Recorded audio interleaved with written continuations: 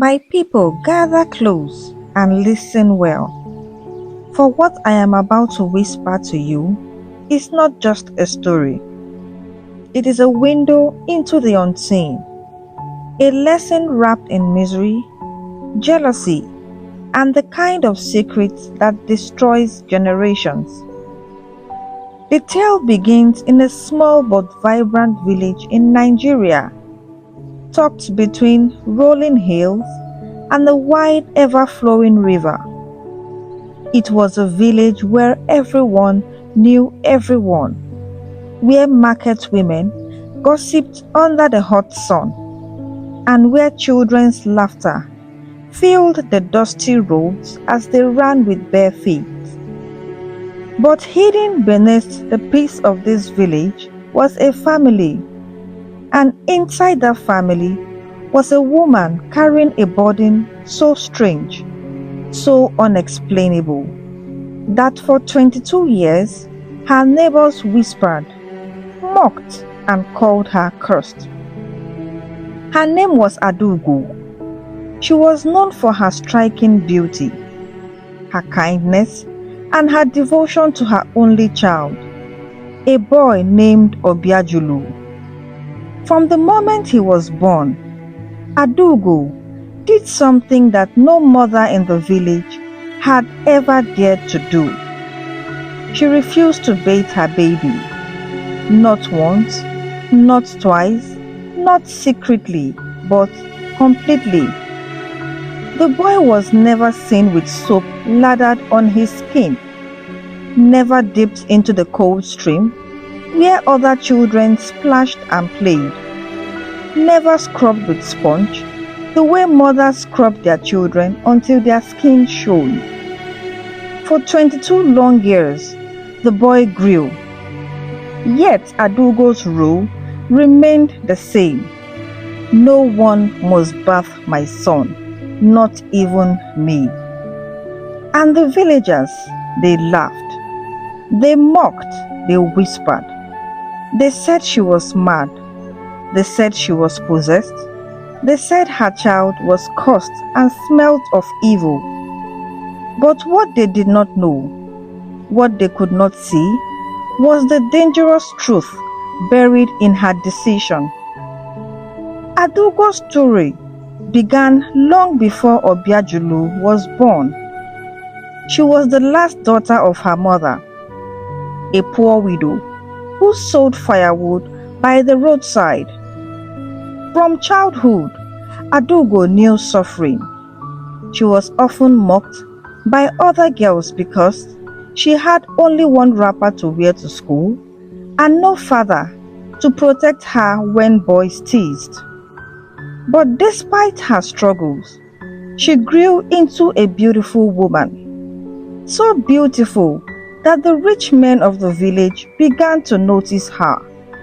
And with beauty came jealousy. The person who envied her the most was her cousin, Chinyere. Chinyere had always competed with Adugo. When Adugo carried water gracefully on her head, Chinyere would wobble and spill.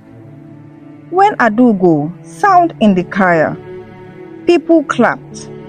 When Chinyere sang, people yawned. And when suitors came to the house, they always asked for Adugo, never Chinyere. That jealousy grew in Chinyere's heart like a thorn bush. She could not rest. She could not eat in peace. She could not sleep without thinking of how to destroy Adugo. And so, one night, she went to consult a shrine deep inside the forest.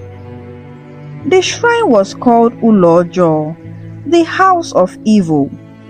The priest of the shrine, an old man with eyes as red as palm oil, listened to Chinyere's cries. My cousin Adugo overshadows me, Chinyere hissed. She takes all the men, all the praise, all the glory. I want her beauty destroyed. I want her joy turned into sorrow. I want her children cursed. The priest chuckled, showing blackened teeth. Beauty fades, he whispered, but sorrow lasts. You shall have what you ask for, but remember, jealousy, once planted, grows wild. You may not control it. Chinyere nodded eagerly, and so the priest performed a ritual. He tied a red cloth around a clay pot filled with river water. He spat into it, dropped cowries, and murmured incantation. Then he said, "From the day Adugo births her first child, let that child be bound to water. If he ever touches the stream, if soap ever kisses his skin, the spirit of water would rise and claim him. He will drown, not in the river, but in his own blood." Chinyere smiled. Her heart danced. Her jealousy found wings. Years later, Adugo fell in love with a gentle young man named Obioma. Unlike others who mocked her poverty, Obioma loved her kindness and hard work. They married, and soon Adugo became pregnant. Her pregnancy was not easy. Every night she dreamt of water. Sometimes it was a calm stream calling her name. Other times it was a raging flood chasing her, threatening to swallow her whole. On the day she gave birth, thunder roared through the sky. Rain poured through, no cloud was seen. And when Obiajulu was born, he did not cry like other babies. Instead, he let out a soft hum, almost like the sound of water flowing. The midwives shivered. She whispered, "This child is not ordinary." That night, as Adugo cradled her baby, a strange old woman entered her hut. Nobody saw where she came from. One moment the hut was empty, and the next she was there. Her eyes were pale, her skin wrinkled like dried fish, and her voice was like a whistle of the wind. She said, "Adugo, daughter of a widow, listen well. Your child carries the curse of envy, planted by blood that hates you. If ever water touches his skin for cleansing, if ever you bathe him with soap, his life will end instantly. For 22 years, you must guard him.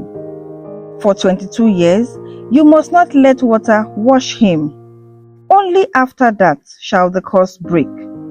Only after that will he live free." And just as she appeared, the woman vanished. Adugo screamed.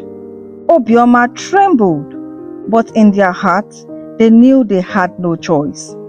And so began her 22-year vow. At first, people were curious. When the baby never joined others at stream, they asked questions. "Adugo, why don't you bathe your son?" She would smile weakly and say, "It is my way." But as Abiojulu grew, so did the whispers. "Look at him, dirty child. He smells of curse. She is a wicked mother. Maybe she wants him dead slowly." Even her husband's relatives begged Obioma, "Send her away. She is disgracing our family." But Obioma stood by his wife. "You don't understand," he said. "Let us be." Only he knew the truth. But truth, my people, has a way of staying hidden until it bursts like a ripe mango. My people, are you still listening? If this story has already gripped your heart, then pause for a moment. Click subscribe to Whispers of Uche. Subscribe so you never miss the whispers that reveals the unseen, the stories that others fear to tell, but because every whisper carries a lesson, and this one is only halfway told. Now let's continue. Meanwhile, Chinyere, the cousin who started it all, watched with glee. She thought Adugo was suffering enough. But jealousy is never satisfied. It eats until there is nothing left. So Chinyere spread rumors in the market. Adugo's son is a demon child. He would bring sickness to us all. She must be driven out. And slowly, the village began to hate not just Adugo, but her son too. Obiajulu grew into a fine young man, despite never bathing. His skin glowed strangely like the moon at night. His scent was not foul as people expected. Instead, it carried a soft fragrance like rain on dry earth. The girls admired him. The boys envied him. The elders shook their heads in confusion. How can a boy who never bathes be more handsome than our sons who wash daily? They grumbled. And the answer, my people, was simple, because his life was preserved by misery. By his 21st year, Obiajulu was the pride of his parents, but the shame of the village. They could no longer endure his strangeness. One fateful evening, as the moon rose high, the elders gathered. "This is an abomination," they said. "No man can live without bathing. If Adugo refuses, then we must force him." And so they conspired. On his 22nd birthday, while the family celebrated quietly at home, the villagers stormed the compound. "Bring the boy out," they shouted. "Today we wash away the curse." Adugo wept and begged. Obioma fought them, but they were too many. They dragged Obiajulu to the stream, stripped him and splashed water upon him. The moment the water touched his skin, the earth trembled, thunder cracked, the stream rose like a living thing. Obiajulu screamed, his body convulsing. And just when it seemed he would die, the old woman appeared again. Her voice cut through the chaos. "Fools! Today marked 22 years. Today the curse has ended. But your jealousy, your mockery, your wickedness, it shall be judged."